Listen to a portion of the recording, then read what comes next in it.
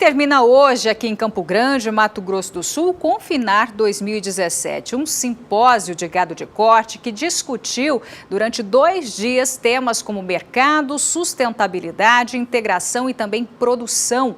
Vamos até o Centro de Convenções Rubens Gil de Camilo, onde meu parceiro Jorge Zaidan já está lá e traz para a gente mais informações deste 6º dia, desse 6º evento, esse 6º Confinar em Campo Grande. Boa noite, Zaidan.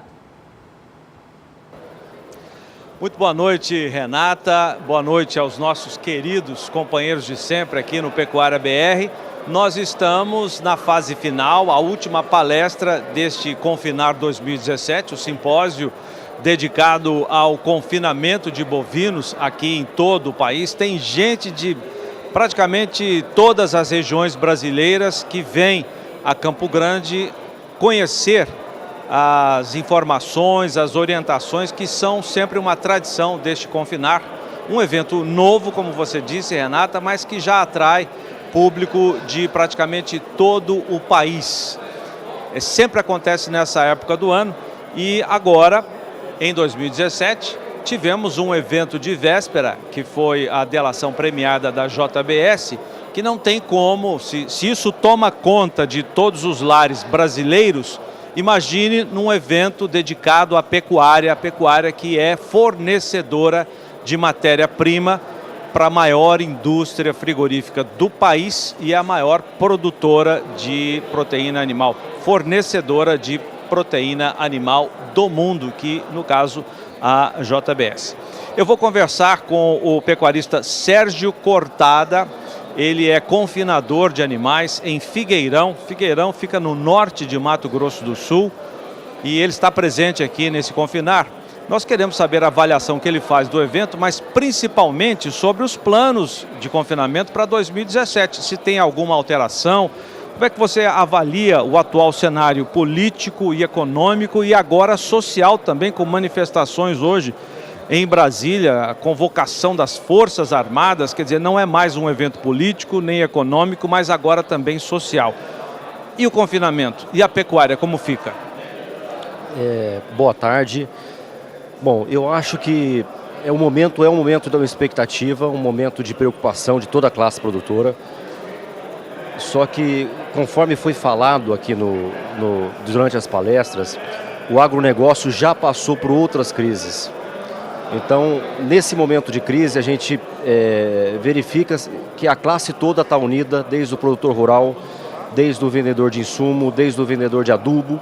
Então está todo mundo em prol para a gente tentar superar esse período de crise mais rápido possível. Porque nós produzimos uma mercadoria de extrema qualidade, seguindo rígidas exigências sanitárias e ambientais.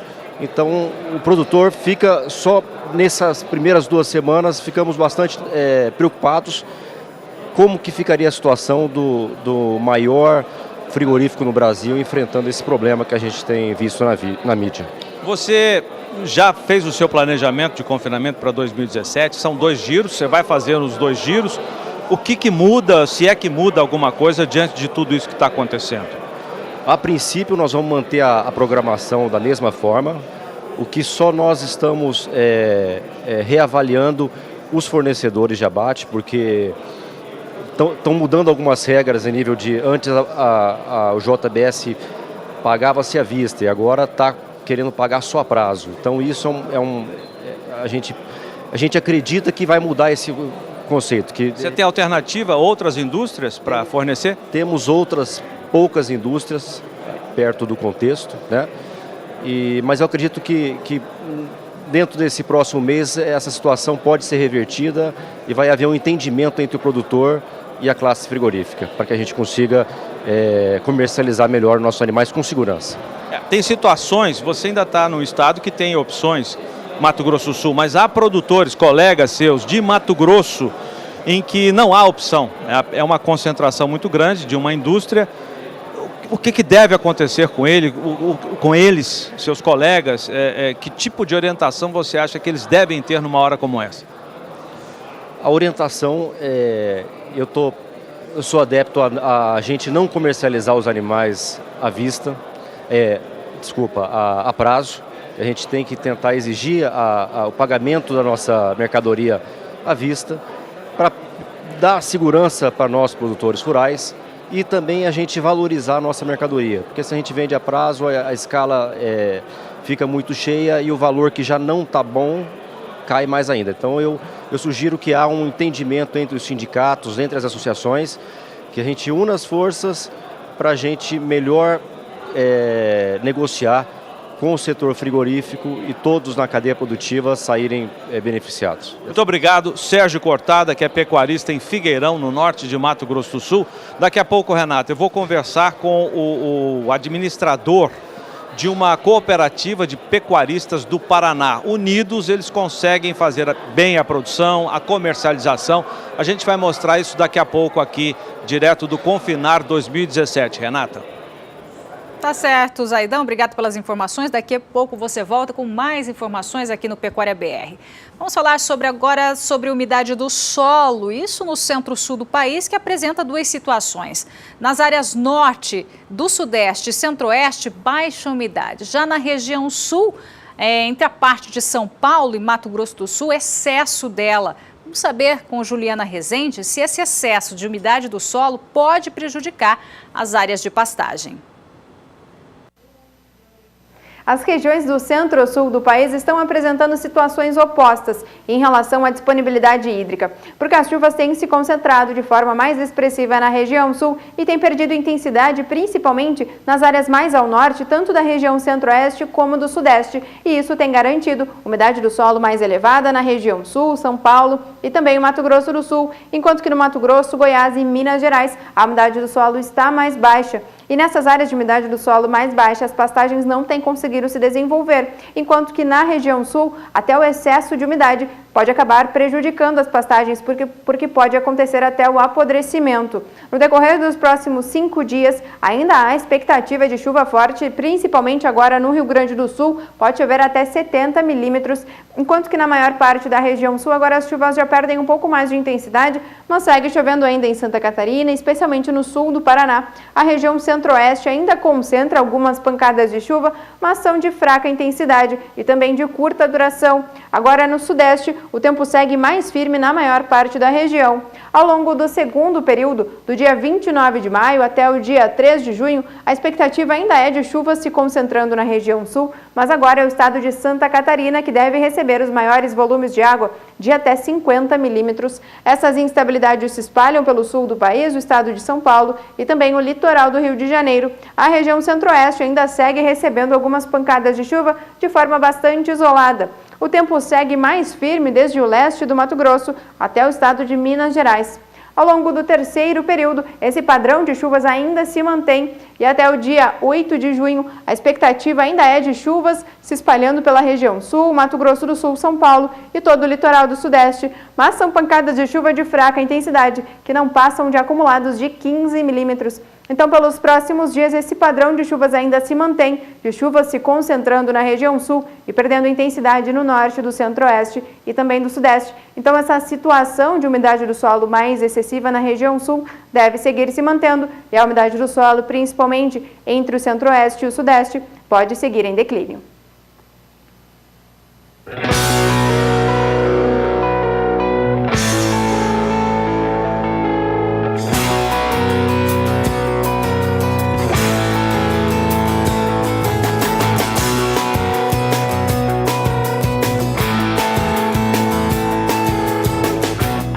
Trata de 16 mil cabeças. A capacidade de estágio do confinamento é de 8.300 cabeças.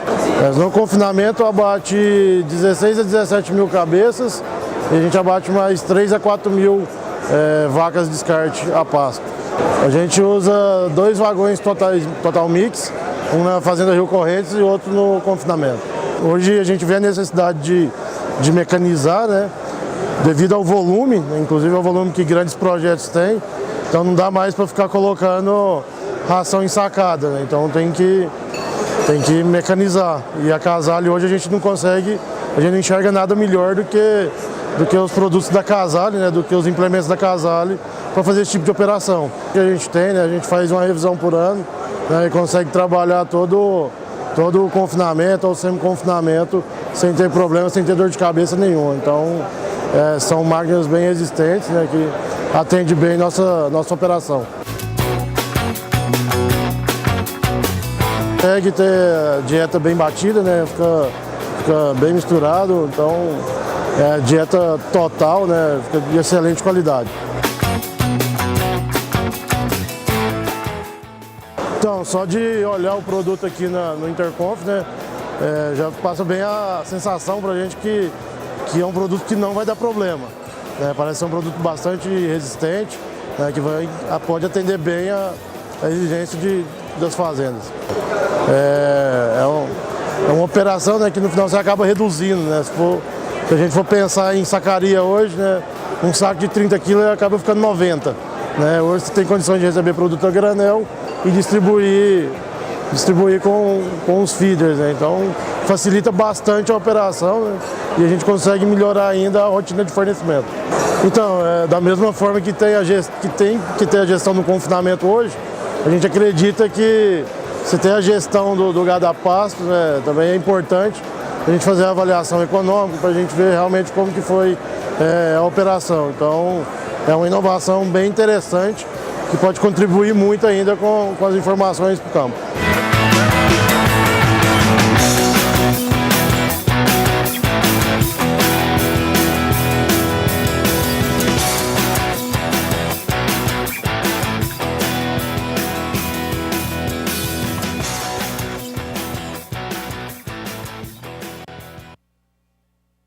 Bom, nosso assunto agora é o mercado financeiro. Vamos direto à Bolsa de São Paulo com Walter Puga Júnior, que traz para a gente o fechamento da moeda americana. Todo esse tumulto em Brasília teve alguma influência na moeda hoje? Boa noite, Puga.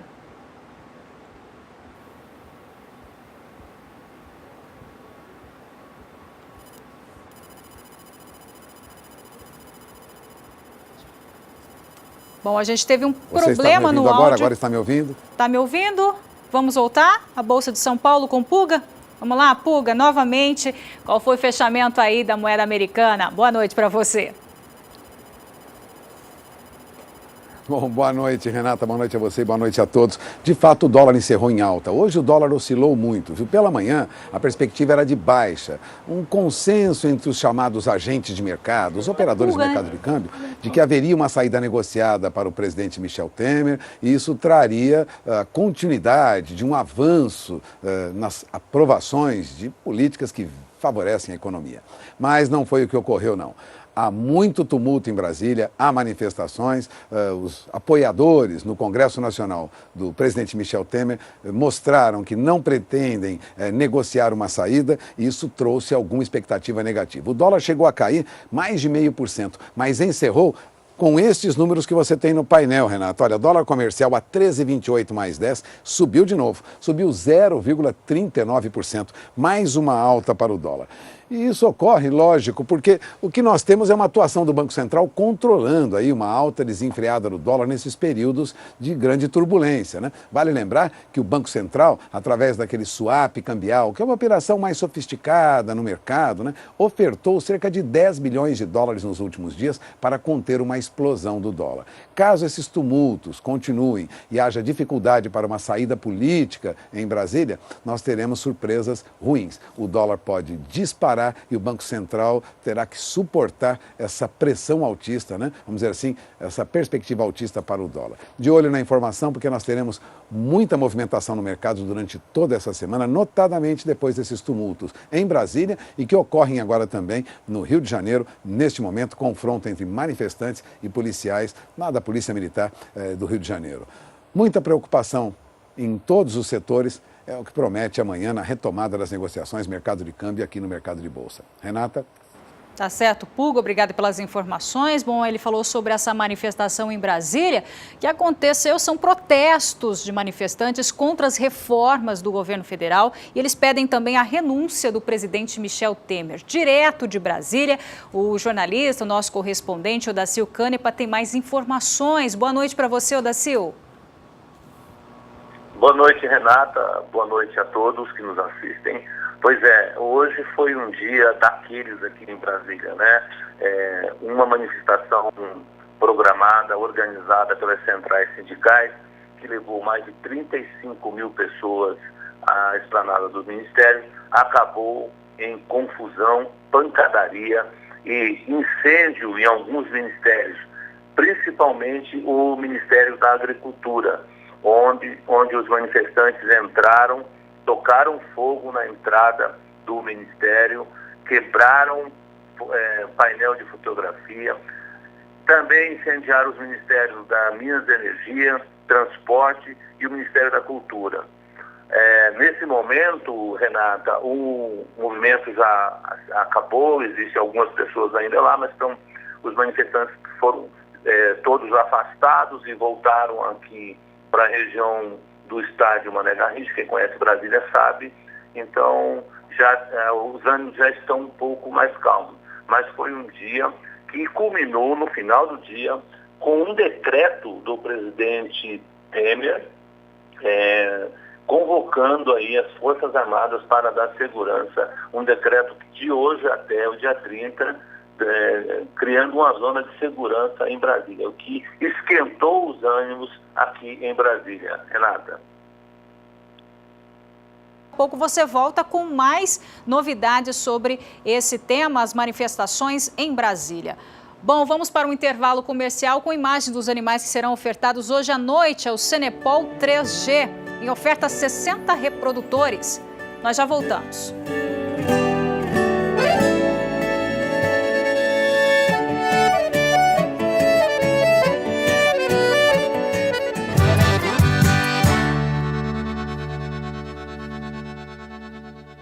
Pecuária BR de volta. O nosso assunto agora é saúde animal. Você sabe como fazer um bom manejo em bezerros recém-nascidos?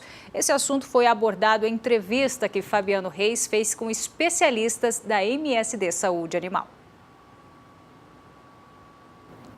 E agora trazemos um tema na entrevista muito importante para o pecuarista brasileiro que trabalha com a cria, o manejo maternidade, algo que precisa de muita atenção para se evitar prejuízos e resultados ruins no campo. Vamos saber quais são as principais ações, os cuidados, aquilo que precisa ser feito no campo, ter a melhor estratégia para ter os melhores resultados. Para falar a respeito deste assunto, eu recebo aqui dois convidados aqui no canal do Boi, no Sistema Brasileiro do Agronegócio. Eu vou conversar hoje com Luiz Carlos Ferreira, ele que é médico veterinário da Companhia Pecuária, e também vou conversar com o Tiago Guimarães, médico veterinário da MSD Saúde Animal.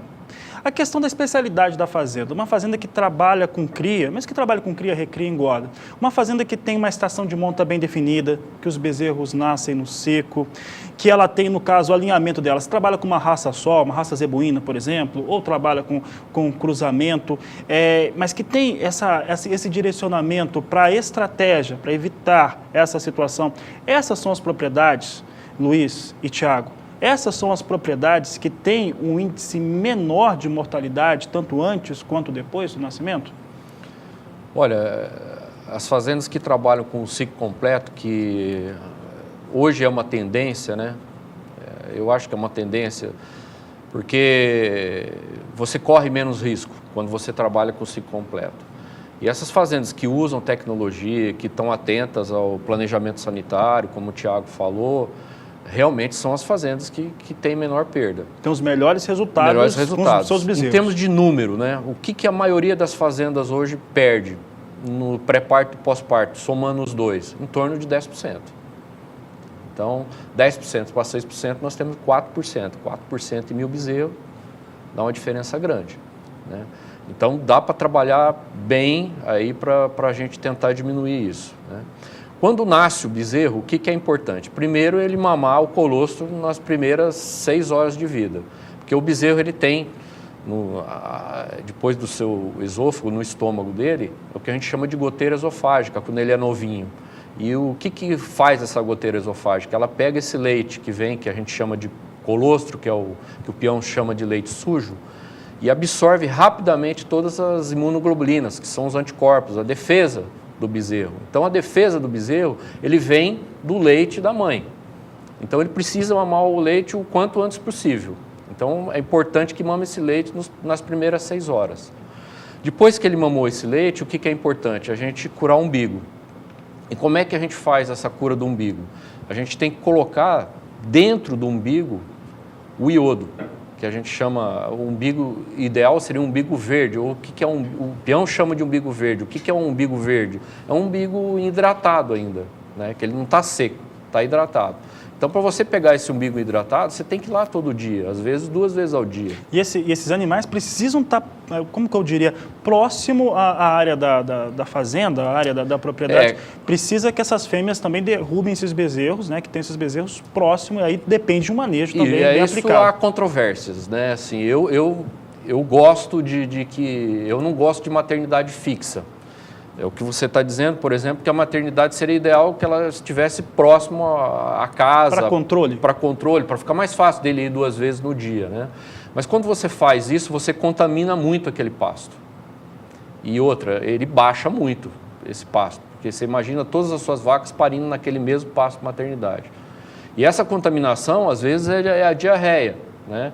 Que quando você muda esses bezerros desse pasto para um outro pasto onde ele vai ficar definitivo, ele começa a ter diarreia, mas ele foi contaminado lá naquele pasto maternidade. Então eu gosto de trabalhar com pasto maternidade, só que essa maternidade não é fixa. Seria como? Poderia funcionar, por exemplo, Tiago, com uma espécie de rotação de um pasto maternidade? Como que poderia funcionar uma técnica, uma estratégia como essa? Poderia. Hoje o ideal é as propriedades estabelecer um materneiro responsável, né? Como o Caio falou, e poder parar o rodeio nesse gado 2 vezes por dia, preconizando sempre as partes mais frescas, na parte da manhã e na parte da tarde. Para ele procurar ver a real necessidade de curar esse umbigo, de saber se já nasceu mais algum animal, de ver se tem algum animal enroscado, se tem alguma vaca necessitando de alguma ajuda para o parto. E o ideal é esses animais virem próximos, né, que fique de fácil acesso para esse materneiro poder fazer esse trabalho, e pode ser feito de forma rotacionada, né, Caio? Acho que cada invernada próxima você poder trabalhar um lote de vaca, né, para posteriormente ele voltar para a invernada que eles passarão a parte da recria, né, a parte do amadurecimento do animal. Eu conversei com os médicos veterinários aqui da MSD Saúde Animal e também da Companhia Pecuária, um assunto muito importante para o pecuarista que trabalha com cria, recria e engorda. Se você quiser saber mais, acesse o endereço, o portal que está aparecendo aí embaixo, você vai ter muito mais informação, dicas técnicas e também tecnológicas para esse tipo de planejamento. Obrigada, Fabiano. E o leilão da massa falida das fazendas reunidas Boi Gordo continua. No dia 26 de junho, irão a leilão mais 26 fazendas decorrentes da divisão das fazendas Guaporé, Realeza do Guaporé 1 e 2, que totalizam aproximadamente 112 mil hectares. Os detalhes com Valdir Pacheco.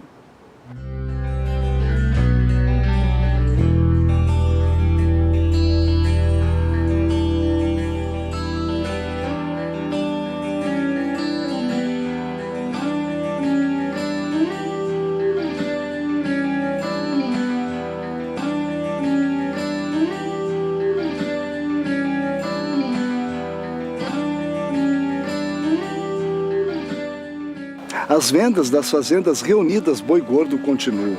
No dia 26 de junho, irão a leilão mais 26 fazendas decorrentes da divisão das fazendas Realeza do Guaporé 1 e 2, que juntas somam aproximadamente 112 mil hectares. Cada fazenda possui em média 4 mil hectares e estão localizadas em uma região privilegiada pelo clima e qualidade da terra, possibilitando o cultivo de 2 safras agrícolas na área. A exemplo disso é que em algumas das fazendas a soja e o milho são cultivados e rotacionados há mais de 10 anos.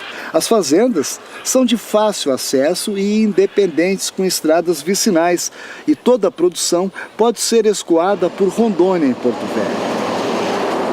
Neste mapa, demonstramos as áreas vendidas que estão em azul e as áreas que serão colocadas à venda neste leilão em verde claro. Neste leilão, as fazendas serão vendidas individualmente com deságio de 50% e 70% sobre o valor da avaliação, O pagamento poderá ser realizado em até 5 parcelas semestrais corrigidas pela tabela prática do Tribunal de Justiça de São Paulo e acrescidas de juros simples de 1% ao mês. O leilão será realizado no dia 26 de junho, às 13h30. Os preços e condições de venda serão ajustados à nova realidade do mercado, gerando uma oportunidade única para o agronegócio mato-grossense. Aproveite e confira o edital, mapas individuais das fazendas e outros detalhes através do site www.lute.com.br ou pelo telefone operadora 11 3266 2771, onde você pode agendar uma visita.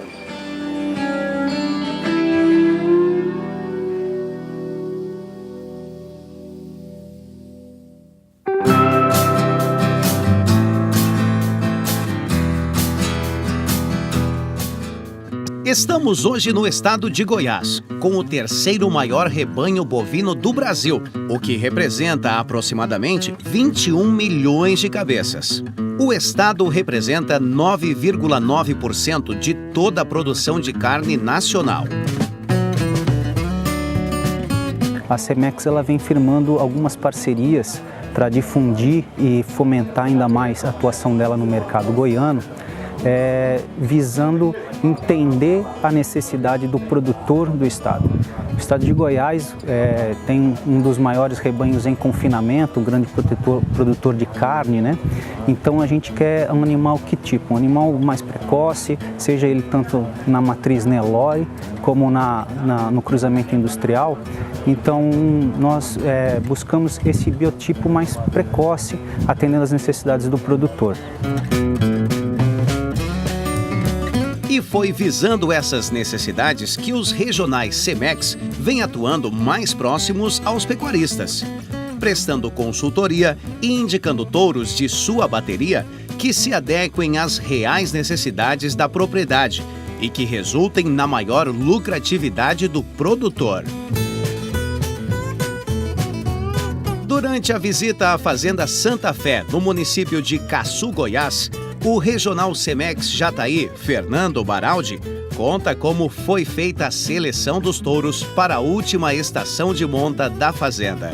Bom, de acordo com o objetivo da fazenda, que é peso dos bezerros mama, ter homogeneidade da produção e também peso dos animais ao abate, nós escolhemos touros de carcaça grande, né, frame elevado, todos com frame acima de 6,5, todos de 6,8, alguns frame 7, e peso ao ano elevado.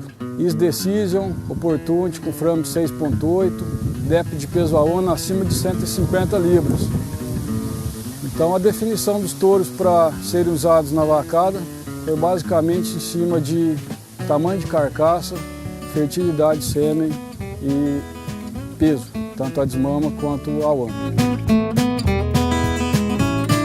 Como resultado do planejamento e da assessoria do Fernando na escolha dos touros da Cemex, a gente agregou 88% na primeira dose, utilizando o Samson e Francesco alternado dentro do lote.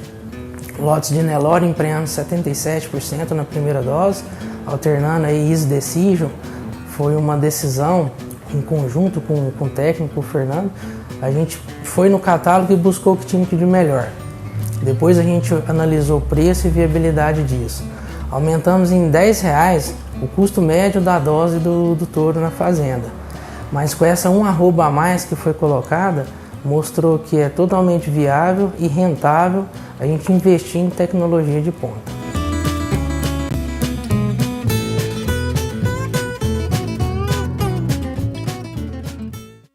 Cotações da soja. Oferecimento ROX. Transformação que começa com o melhor investimento.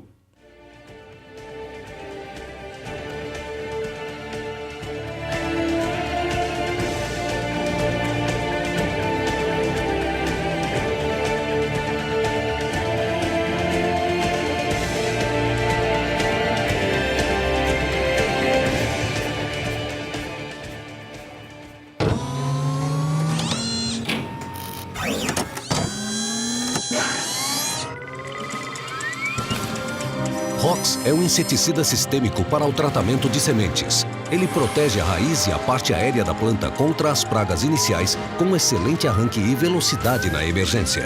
Rox é a transformação que começa com o melhor investimento. Rox é da FMC. Produto de uso agrícola. Venda sob receituário agronômico. Consulte sempre um engenheiro agrônomo. Você acompanhou o preço da soja, agora vamos acompanhar o preço do milho no mercado físico e também no mercado futuro, que parece que no mercado futuro, né, Puga, teve uma queda. Essa queda continua? Teve alguma reação? O mercado cedeu muito?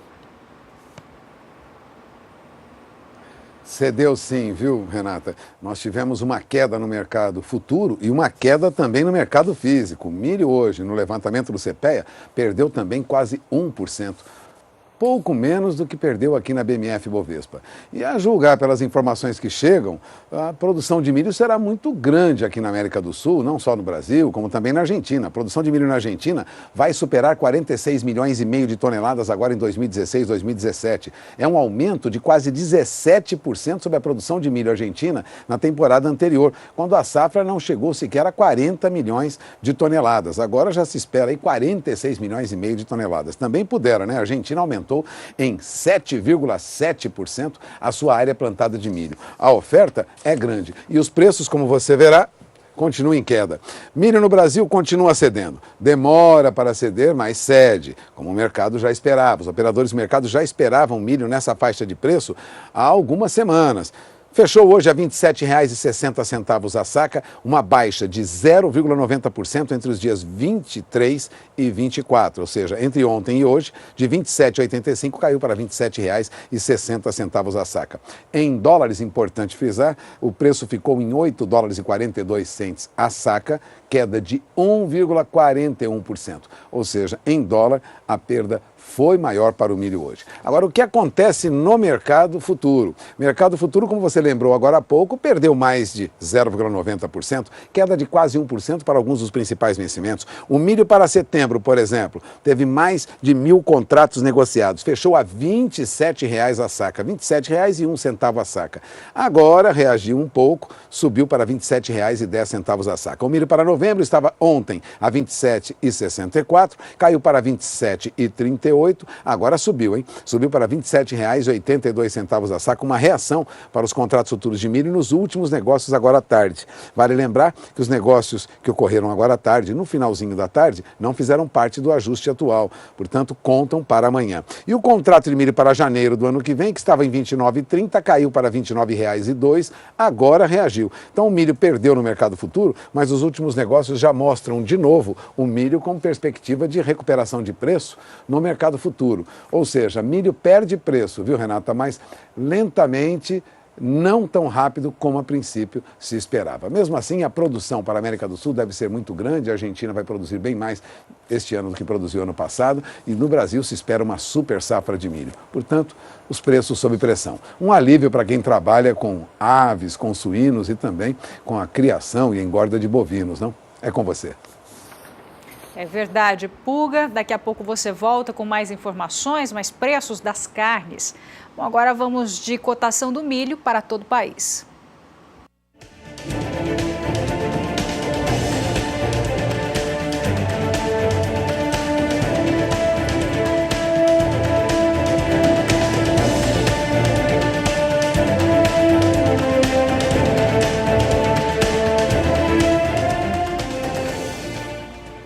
E a gente vai para o próximo bloco com imagens dos animais que serão ofertados hoje à noite, a partir das 8h30, horário de Brasília, aqui pelo canal do Boi.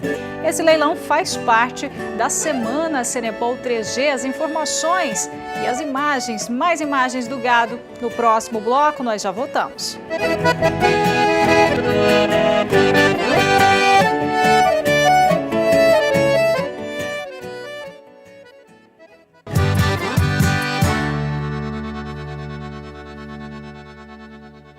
E começou hoje em Barretos, São Paulo, a Senepol 3G Weekend, uma semana inteira de qualidade Senepol, de palestras e também leilões, com transmissão aqui pelas lentes do SBA. E hoje à noite tem leilão aqui no canal do Boi, a partir das 8h30, horário de Brasília, é o virtual Reprodutores Senepol 3G. Mas quem traz mais detalhes direto de Barretos é a nossa colega e amiga Rosa Cabral. Boa noite, Rosa. Quais as informações que você tem nesse início aí de semana Cenepol?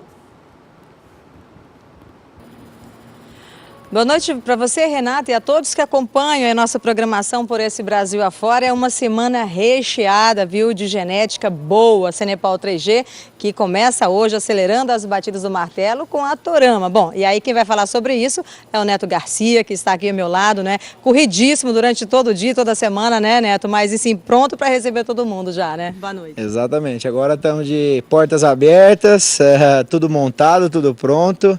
Prontinho para receber todo mundo para o primeiro dia do weekend, que vai ser os touros, os leilões. Hoje começa uma bateria pesada de touros. Os touros passaram por um outro crivo de seleção agora no período da tarde, por um técnico da associação. Tiramos alguns animais que o técnico achou melhor não colocar no leilão, com um crivo de seleção maior ainda. Então nós, de 60 touros que teríamos, nós baixamos para 53 touros no leilão. Mas isso só quer dizer que subiu a qualidade, né? Quando você descarta um pouco, sobe a qualidade dos animais. Ou seja, a seleção da seleção, né, Neto? Porque vocês também fizeram um trabalho, vem fazendo, né, há muito tempo, com relação a tecnologias apropriadas, por exemplo, para saber qualidades que o touro vai imprimir no mercado, né? É isso aí, isso é uma seleção em cima de seleção e muito...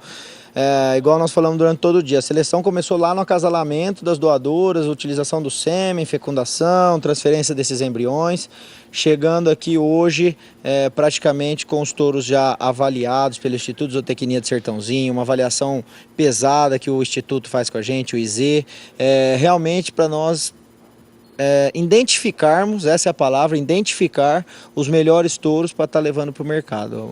E esses melhores touros, daqui a pouquinho eles vão estar aí disponíveis, né, pelas lentes do SBA ao vivo, né? E como é que, por exemplo, quem está indo em alguma região do Brasil que ainda precisa saber sobre o Cenepol, né? O que você poderia explicar para esse criador? Bom, acho que uma breve conversa que nós podemos ter é o seguinte, Neto, eu tenho interesse no Cenepol, o que isso vai me agregar, o que vai ser o diferencial do Cenepol dentro da minha propriedade? Você já deve ter ouvido falar muito em IATF, encurtar o ciclo da pecuária, você deve ter ouvido falar já também de você precisa desmamar bezerros mais pesados, desmamar bezerro de qualidade, lotes uniformes, que muita gente fala isso através da inseminação artificial. O Cenepol vem com uma característica muito bacana, ele te dá isso com o touro. Ele te imprime todas essas características que nós estamos falando com a utilização do touro. E junto no pacote vem as características da própria raça, que é a mansidão, o caráter mocho dos animais. Então assim, o que eu vou ganhar usando o touro Cenepol, Neto? Primeira coisa, o touro Cenepol é um touro muito dócil, muito manso de mexer, que você vai se agradar logo nele chegar na sua fazenda. Depois que ele começar a produzir seus bezerros, você vai ver que ele acompanha a sua vacada, que ele cobre a vacada a campo, que ele faz um trabalho bem feito. E a hora que nascer esses bezerros, você vai ver que, nossa, Neto, eu recebo até, Rosa, muitas ligações. Neto, mas está nascendo muito pequenininho os bezerros, tá certo isso?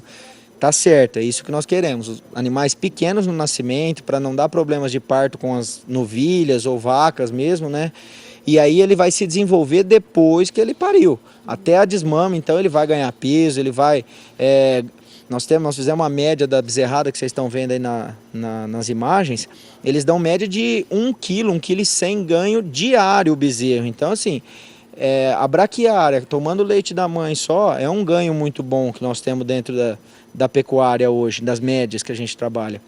E aí você desmama esse bezerro 30, 40 quilos mais pesados. Hoje nós conversamos com vários pecuaristas aqui, que estão aqui, criadores que estão com o touro no cruzamento, e todo o que eles falam é isso, né, Tô?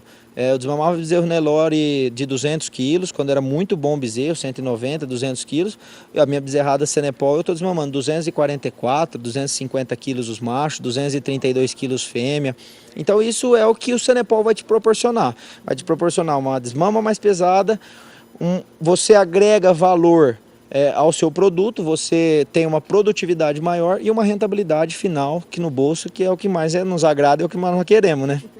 E lembrando que esse pacote de tecnologia que você vai levar hoje à noite, né, você leva um trabalho de seleção. Eu queria que você explicasse um pouquinho mais sobre a Torama e a gente convida para o leilão.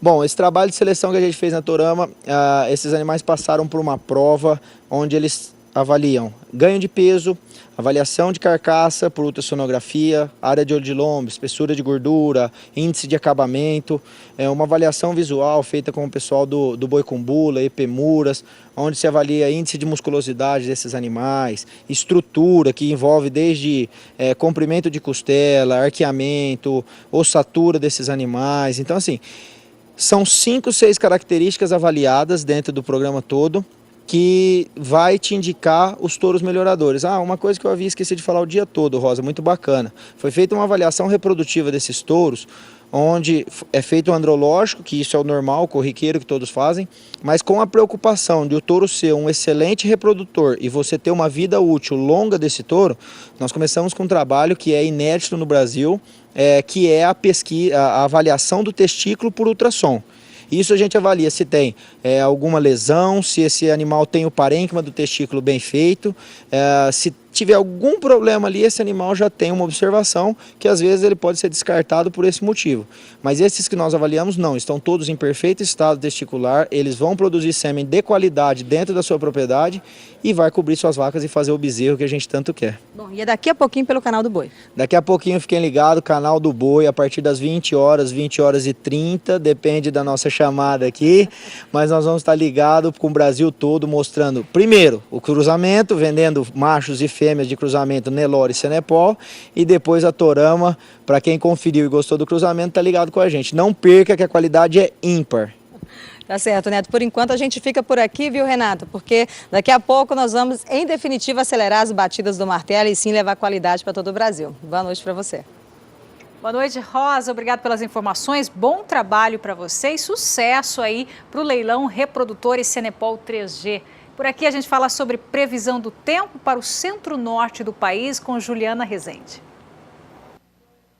Os ventos úmidos que têm soprado na faixa leste da região nordeste têm trazido umidade suficiente e garantido pancadas de chuvas mais expressivas ao longo dos últimos dias, o que foi bastante benéfico, principalmente para as pastagens, porque pôde recuperar os baixos índices de umidade do solo, enquanto que na faixa mais litorânea, as áreas em verde, a umidade do solo já recuperou e agora passa até de 50%. Na maior parte do nordeste e também do norte, os índices de umidade do solo ainda seguem mais baixos, prejudicando o crescimento dos pastos. E no decorrer dos próximos 5 dias, a expectativa é de que até o dia 29 de maio, a região norte ainda siga espalhando pancadas de chuva, mesmo que de fraca intensidade, enquanto que no nordeste é a faixa leste que deve receber os maiores volumes de chuva, de até 50 milímetros. O litoral norte também segue recebendo algumas pancadas de chuva mais frequente, mas os acumulados são menores. Agora o interior do nordeste e também até o sul do Tocantins não há expectativa de chuva. No decorrer do segundo período, dos dias 29 de maio até o dia 3 de junho, a expectativa agora é de que as chuvas ganhem um pouco mais de intensidade na região norte, especialmente no extremo norte. Entre o Pará e também o estado de Roraima, os acumulados podem ficar em torno de 30 até 50 milímetros, enquanto que no Nordeste agora as chuvas perdem um pouco mais de intensidade na faixa leste, mas ainda seguem ocorrendo de forma menos expressiva. O litoral norte também concentra pancadas de chuva de baixos acumulados. No decorrer do terceiro período, do dia 3 até o dia 8 de junho, a expectativa é de que as chuvas percam mais intensidade na região norte e apenas Roraima ainda concentra acumulados de água de até 30 milímetros. No nordeste, no interior, as chuvas seguem perdendo cada vez mais intensidade e a faixa leste ainda concentra pancadas de chuva com acumulados de até 15 milímetros. Então, pelos próximos 15 dias, pelo menos, a faixa leste do nordeste segue recebendo pancadas de chuva, mesmo que de fraca intensidade, mas segue beneficiando o crescimento dos pastos. Obrigada, Juliana Rezende. Agora a gente volta a Brasília por telefone com o Odacil Canepa, que tem mais informações sobre essas manifestações que ocorreram na capital federal, um protesto contra as reformas aí do governo federal e também a busca pela renúncia do presidente Michel Temer. Odacil, é com você. Como que está o clima por aí? Boa noite.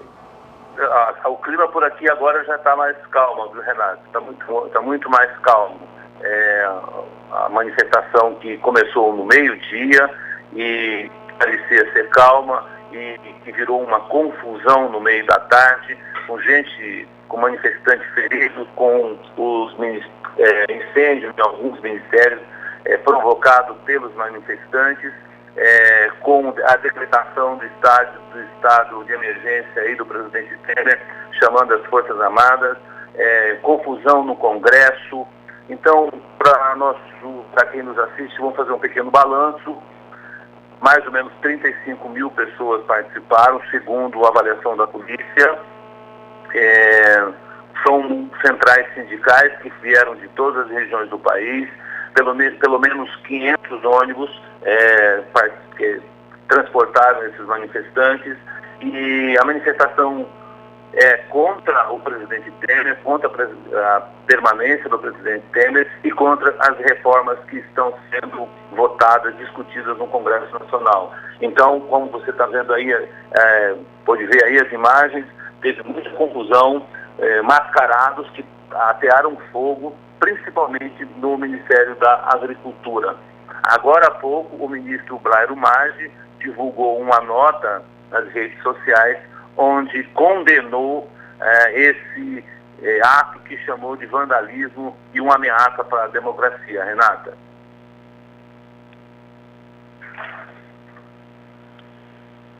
Acabou de falar que decretou uma ação de garantia. Como é que funciona isso, Dacil? O decreto, Renata? Isso, Dacil. Funciona o seguinte, autoriza o Exército a fazer a proteção da região da esplanada dos ministérios. Quem conhece Brasília sabe, é onde funciona o Congresso, o Palácio do Planalto, o STF e todos os ministérios. Então, o decreto do presidente Temer autoriza o Exército fazer a segurança, embora a Polícia Militar, a Força Nacional de Segurança tenham dado conta do recado hoje aqui em Brasília. Renata. Tá certo, Dacil. Obrigada pelas informações. O Dacil Kahneman, direto de Brasília. Agora a gente segue aqui em Campo Grande. Vamos para o Centro de Convenções Rubens Gil de Camelo, onde acontece o Confinar 2017. Quem traz mais informações é o Zaidan. Olá, Renata, mais uma vez. São 7h10 no horário de Brasília. Estamos com a última palestra desse simpósio Confinar 2017. O pecuarista Rogério Goulart, que é editor da Carta Pecuária, uma revista eletrônica que o nome já diz, dedicada exclusivamente à produção de carne de animais aqui no Brasil. Carne bovina principalmente. Como eu disse para você, Renata, aí você vê imagens do Rogério Goulart, são imagens ao vivo, a última palestra desse Confinar, que foi um sucesso muito grande, que abordou temas diversos para a engorda de animais e não podia deixar de ser, abordou também a atual crise, porque passa não só a pecuária, em função da delação premiada da JBS, mas o Brasil inteiro se sente de tudo isso que está acontecendo. Foi uma bomba de grandes proporções que caiu. Isso está mexendo com a política, com a economia e com a sociedade também. Nós estamos acompanhando direto de Brasília as manifestações pedindo a saída do presidente Michel Temer. Mas eu disse para você, Renata, que eu traria aqui para essa participação nossa aqui do Confinar um representante de uma cooperativa de produtores de carne de Umuarama, no Paraná, que se uniu há cerca de 10 anos com o objetivo de produzir, abater e comercializar bois. Isso deu tão certo que hoje é um grupo já bastante coeso e serve de modelo para todo o Brasil. Não é novidade isso que eu vou trazer para vocês. Claro que já é um assunto conhecido no meio pecuário há muito tempo. Mas isso vem à tona e esse trabalho aparece com uma dimensão muito maior do que normalmente, agora que o pecuarista está reticente quanto a vender os seus animais para a maior indústria frigorífica que nós temos no Brasil. Muitos que têm opção estão deixando de vender a prazo para essa indústria ou por algum receio, em função de tudo que está acontecendo. E em regiões do país, como no Mato Grosso, não tem alternativa, o produtor tem que vender para essa indústria. Então isso vem à tona, essa união, que é um modelo de produção que independe de uma indústria frigorífica. Claro que existe o frigorífico, mas não no modelo tradicional que a gente está acostumado. Eu estou aqui com o Vanderlei Oliveira, que é o gerente dessa cooperativa do Paraná, que vai contar um pouquinho das vantagens se ter essa união de pecuaristas em torno da comercialização, o abate e a comercialização de bovinos. Muito obrigado pela sua entrevista aqui. Obrigado. Dentro da cooperativa, nós temos um grupo de 76 pecuaristas que hoje, dentro de uma administração coesa, uma administração transparente, a gente consegue fazer com que a rentabilização do animal abatido seja muito bem recebida pelo pecuarista, né?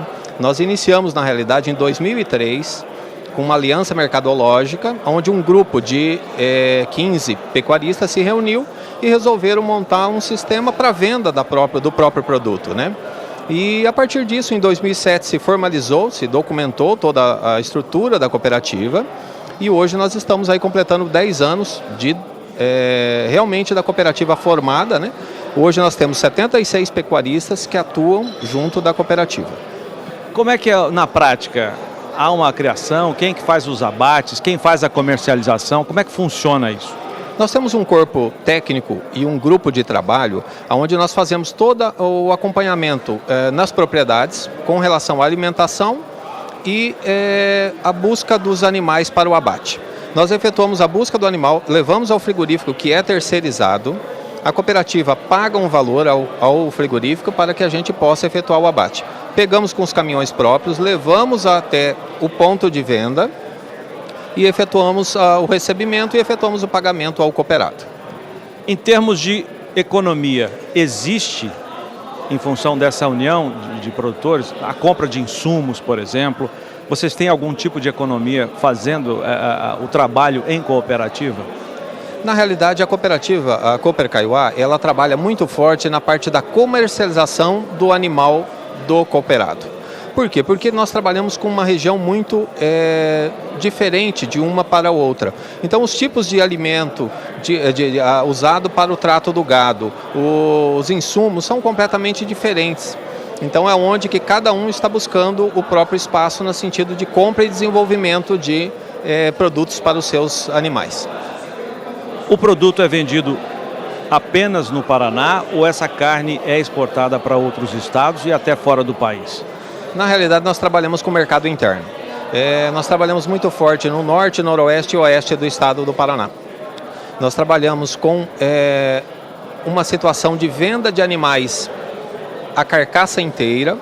O fracionamento nós estamos iniciando agora e a nossa intenção realmente é expandir isso para outros estados e também para a nível de exportação. Quais são os primeiros passos a serem dados por aqueles pecuaristas que querem também montar uma cooperativa nas suas regiões? Eu acho que tem que buscar, acima de tudo, um grupo que que tenha o sentido cooperativo. Porque, acima de tudo, o pecuarista tem que ser se engajar realmente no sentido de cooperativa. Ele tem que buscar a união entre eles e, além de tudo, uma administração profissional, porque senão a transparência a gente não consegue, né? Agradecer ao Vanderlei, que é gerente de uma cooperativa que já existe há mais de 10 anos no Paraná. Produtores que se reuniram, começaram a abater, a comercializar, e isso virou um grande negócio lá no Paraná. Muito obrigado pela sua entrevista. Obrigado pela atenção e uma boa noite a todos. Renata. Tá certo, Zaidan. Interessante, bacana esse assunto, hein, Zaidan? Bom, o Zaidan direto da Confinar, daqui a pouco volta com mais informações. Bom, e por aqui a gente vai para um breve intervalo comercial. Dá só uma olhadinha nos animais que serão ofertados hoje à noite, a partir das 8h30 aqui pelo Canal do Boi. É o Reprodutores Senepol 3G, que faz parte aí da programação, que será durante toda a semana, durante até dia 26, domingo, da semana Senepol 3G. As informações daqui a pouquinho no Pecuária BR, nós já voltamos.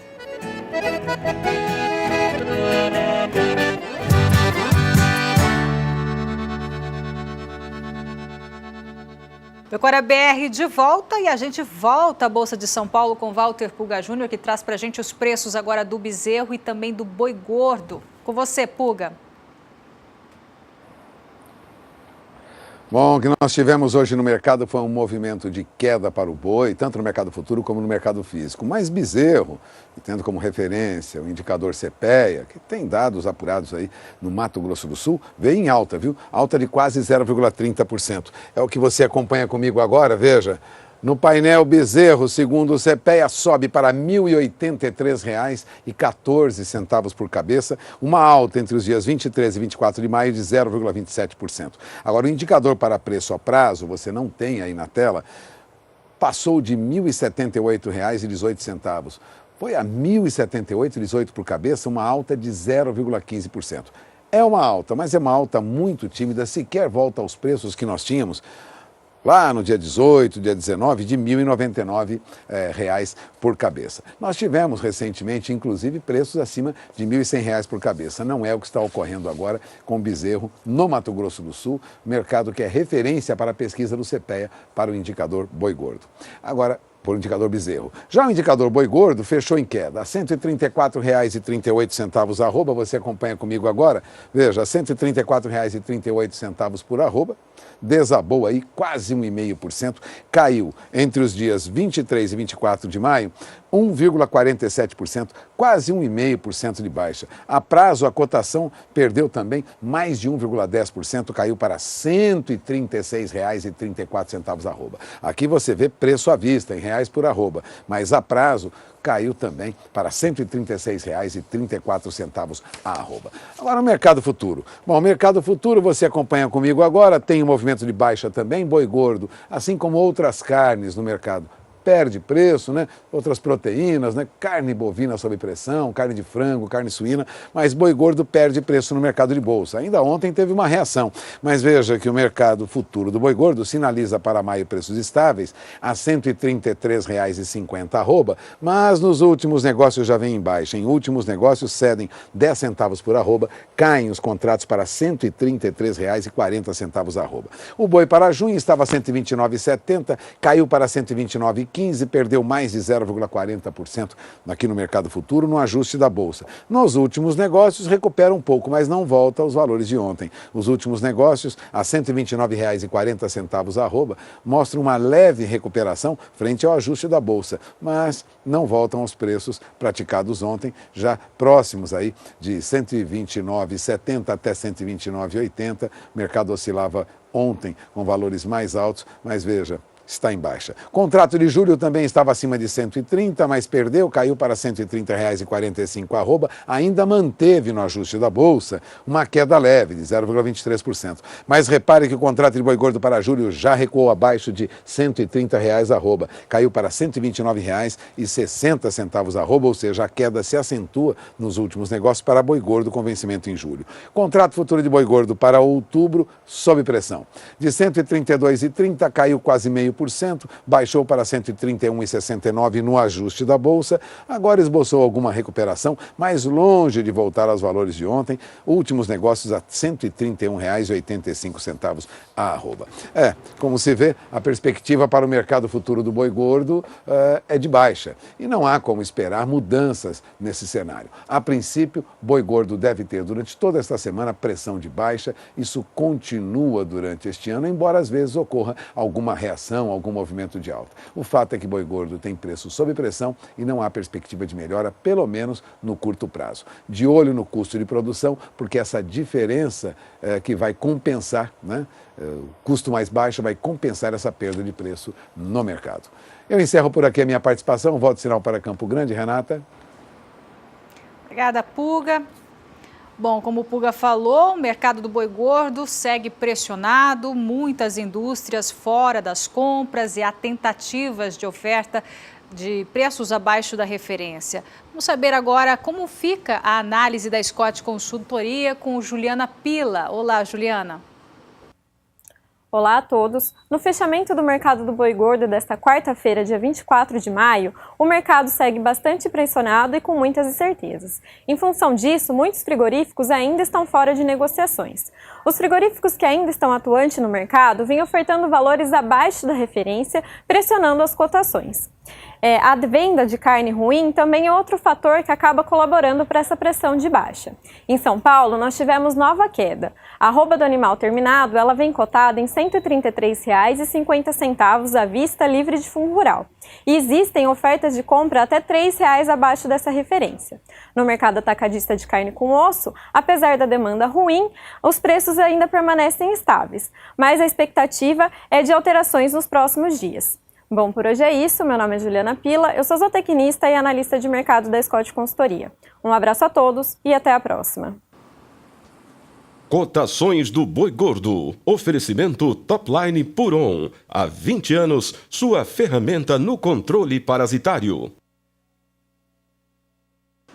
Então vamos agora às cotações do boi gordo à vista, com a apuração da Scott Consultoria, que apura para uma boiada comum. A gente começa pela região sul do país, onde, segundo a apuração da Scott, teve queda apenas no noroeste do Paraná, R$ 133. Agora, a região norte do país teve queda de 50 centavos no Acre e alta de 50 centavos no sudeste de Rondônia. Nas demais praças, preços estáveis.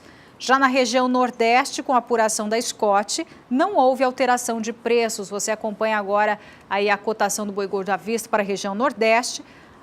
Na sequência, a região centro-oeste teve queda de R$ 2,00 em Campo Grande, Mato Grosso do Sul. Queda de R$ 1,00 em Dourados, R$ 1,00 também em Três Lagoas, Cuiabá, Mato Grosso, queda de R$ 2,00 e Sudeste de Mato Grosso, queda de R$ 1,00. Agora a região sudeste do país, finalizando a apuração boi gordo à vista pela Scott Consultoria, queda de R$ 2,00 em Barretos e Araçatuba, queda de R$ 1,00 no Triângulo Mineiro e no sul de Minas também queda de R$ 1,00. Nas demais praças, preços estáveis. Outra apuração de preços do boi gordo à vista é a Rural Business, que apura preços para uma boiada de bom acabamento de carcaça e também de boa logística. Região Sul agora para a gente na tela. Região Sul, segundo a apuração da Rural, não houve alteração.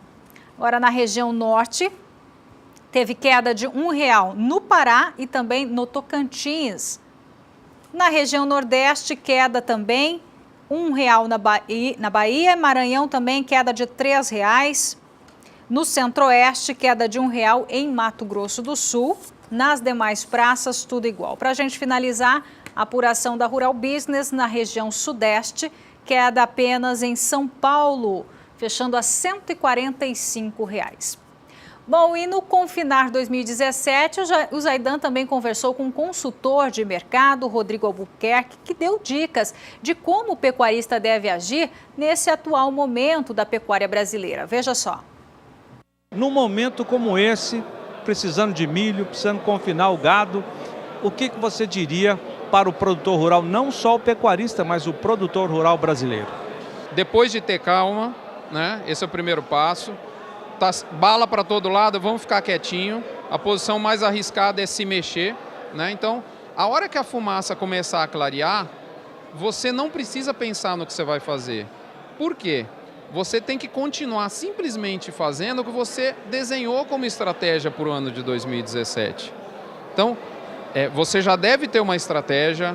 Qual época do ano você ia tirar seus animais do pasto? Qual época do ano você ia tirar os seus animais, levar os seus animais para o confinamento? Tudo isso você deve continuar fazendo, porém com muito mais assertividade, com muito mais precaução. Então, a hora que você começar a enxergar. Então, primeiro momento, deixa a fumaça baixar.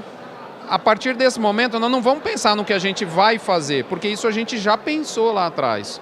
O que a gente vai pensar é em ter mais seletividade do que a gente tinha planejado.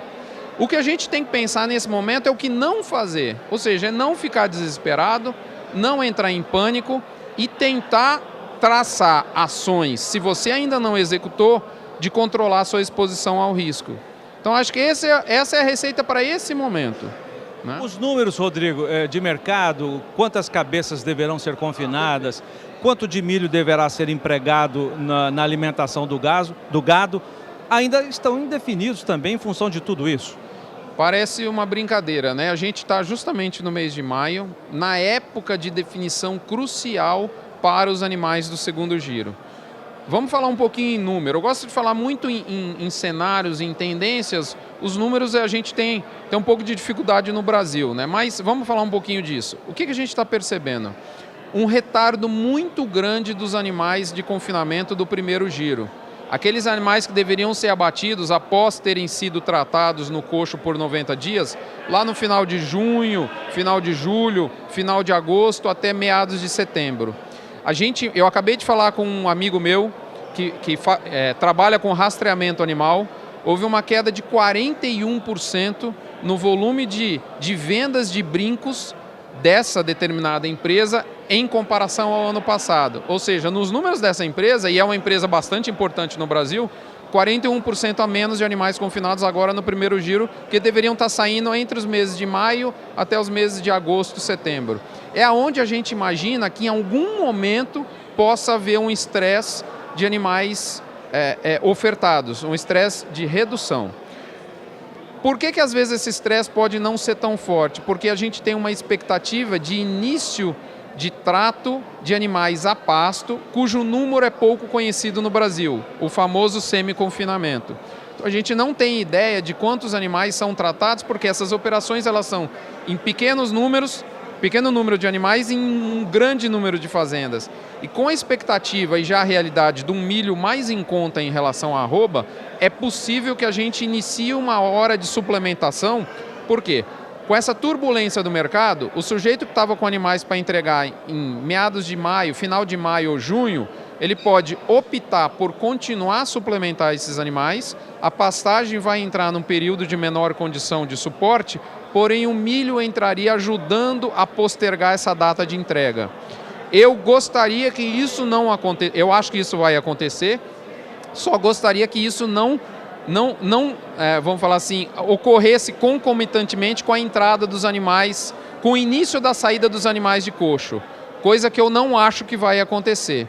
Então acredito que a gente em algum momento entre final de julho, meados de agosto, a gente pode ter uma melhora de preço, uma maior procura de animais. É possível. Bom, o Pecuária BR fica por aqui. Para você uma ótima quarta-feira e até amanhã. Fica agora com o Brasil Gourmet com Renato Lapenta e em seguida com Adriano Idival no Batida do Martelo. A gente sai com imagens dos animais que serão ofertados hoje à noite a partir das 8h30, horário de Brasília, aqui pelo canal do Boi. É o leilão virtual Reprodutores Cenepol 3G. Até amanhã. Tchau, tchau.